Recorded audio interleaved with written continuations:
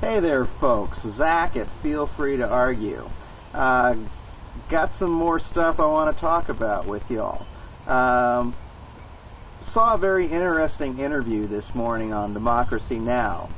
Amy Goodman was interviewing Colonel Morris Davis. And if you haven't heard about this guy before, he's the former chief prosecutor at Gitmo. And about a year ago, he quit because he didn't really believe in the process anymore, and he didn't think that it was an accurate representation of American justice. And the reason why I think his perspective is so interesting is that here's someone who is pretty much on board with the whole idea of Gitmo. He understands its purpose in, terms of world security. And he even goes so far as to say that, there are techniques that he doesn't think are appropriate for, getting information for a court of law, that he nevertheless feels are appropriate for getting information in terms of intelligence. Like, I guess this is the farcical ticking time bomb scenario. But, there are, probably practical things that we can get out of people, at least in the short term.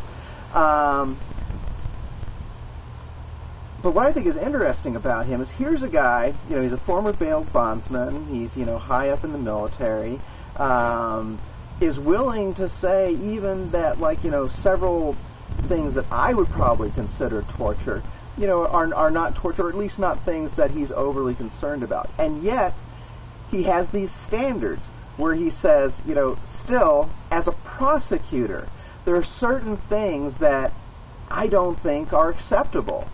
Certain techniques for getting information that invalidates the information that you're getting. And for him, a no-brainer is waterboarding. He doesn't think it's appropriate to use anything, that is produced from a prisoner who has been waterboarded. And he says, well, okay, maybe you can use that to get intelligence information, but we can't use that in anything that we want to call a court of law or a military tribunal.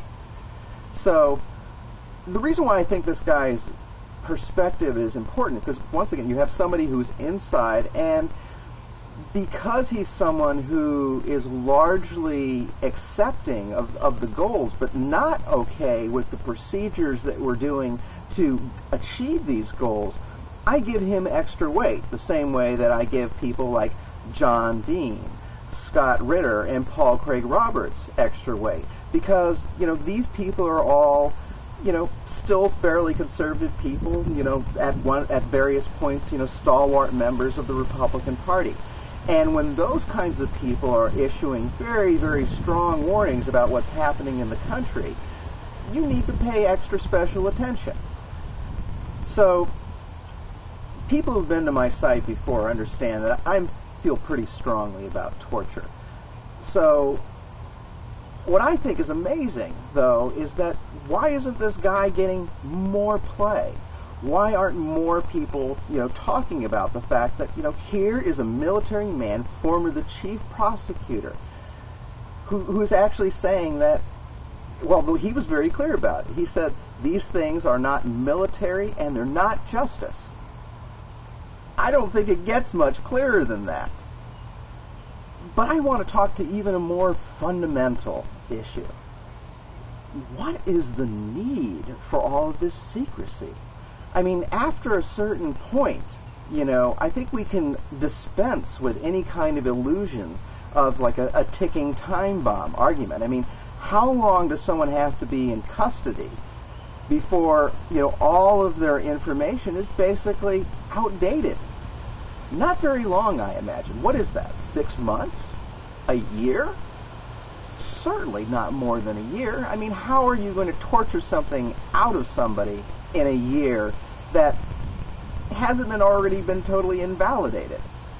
So, I think if we want to really represent to the world what we're about, why not make these things public? I mean, here's a guy who says, I have a case to make. I've seen the evidence. I believe the sources. Okay, well, why don't we show the world then? I mean, as it exists, and this is a question even he put out himself. He says, everybody talks about getting rid of Gitmo and how we should close down Gitmo, but my answer is, what then? Well, my answer is, go public. Go completely public with this stuff and say, look, we are a country that believes in doing these things publicly.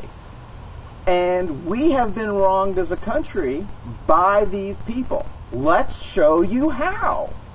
We'll show you the evidence and show that this person was wrong, that what they were doing was, planning this horrific thing that was going to kill, lots of people in an indiscriminate fashion.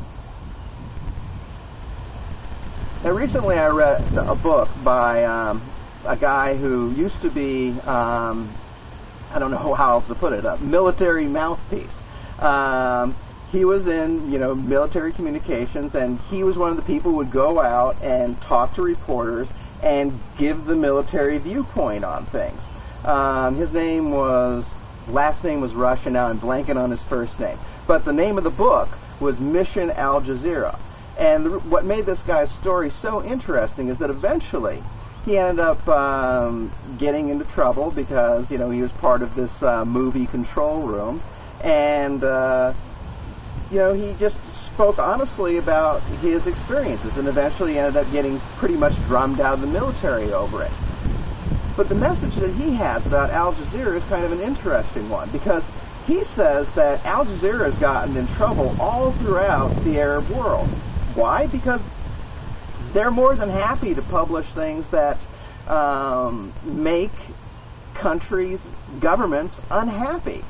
And in fact, they've been kicked out of most of the Arab countries at one point or another over various stories that they've run, which to me says that they're doing a pretty good job. And one of the things that he really talks about in the book is that, there's no harm in bringing this stuff out into the open and being really honest with the world. Al Jazeera is going to report on this stuff if we go public on it. And sure, they're going to have the other side. They're going to have people saying that, the U.S. is engaging in a show trial and that it's a kangaroo court and, taking issue with the evidence. But you know what? That's freedom. And if we can't win in the court of world opinion, our future is pretty limited anyway. So my answer to the question of what next after we get rid of Gitmo, well, I think we go public. And going back to Colonel Davis's comments, he talks about having this conversation with his superior at one point, in which he said, his superior had said that these trials, these military tribunals, were going to be the Nuremberg of our age. And, Davis pointed out, well, in Nuremberg there were some acquittals, but, honestly, that's a good idea because that gives people faith in the process and that it actually is a fair process, meaning one where people can actually get acquitted. And the reaction of his supervisor was very telling because the guy, was very surprised and acted like he'd never even entertained this notion before in his entire life. And then he said, we can't have acquittals. We have to have convictions. We've had these people locked up for years. Well, there you go. So they're not interested in real trials. They're interested in show trials that validate what we thought all along. So, there you have it. I think it would be much better for the country, much better for us in general, much better for us in terms of world opinion if we were to just go public with these things and make our case in front of the world. I mean, if Bush has a great case, show it to the freaking world. Or shut up and let the people go. End of story. Thanks for listening.